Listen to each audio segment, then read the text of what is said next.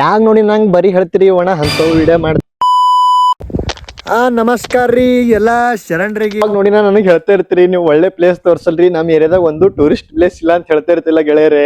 So ನಿಮಗೋಸ್ಕರನೇ ಈ video ತಂದಿನಿ. So ನೋಡ್ರಿ ಎಷ್ಟು ಅದ್ಭುತವಾದಂಥ ಪ್ಲೇಸ್ ಅದ.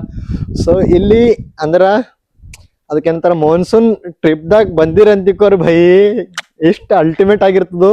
ಸೊ ಹೇಳಕ್ಕೇನಿಲ್ಲ, ನೀವು ಕಣ್ಣಿಲ್ ನೋಡ್ರಿ ನಿಮಗೆ ಆಮೇಲೆ ಗೊತ್ತೈತದು.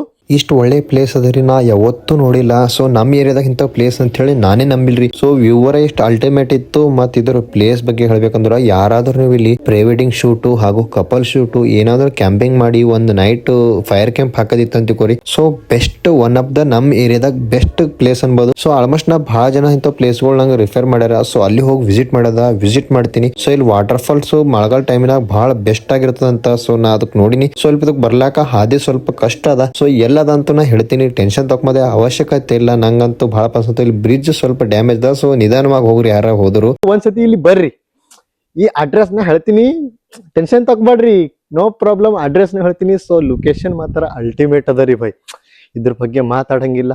ನಿಮ್ಮ ಫ್ಯಾಮಿಲಿ ಫ್ರೆಂಡ್ ಜೊತೆ ಬರ್ರಿ ಒಂದ್ಸತಿ, ಇಲ್ಲಿ ಟ್ರಿಪ್ ಪ್ಲಾನ್ ಮಾಡ್ರಿ. ಸೊ ಯಾಕಂದ್ರೆ ನೇಚರ್ ಅಂತೂ ಭಾಳ ಬೆಸ್ಟ್ ಅದ. ಇಲ್ಲಿ ಮಾನ್ಸೂನ್ದಾಗ ಬಂದಿರಂತಿಕೋರಿ.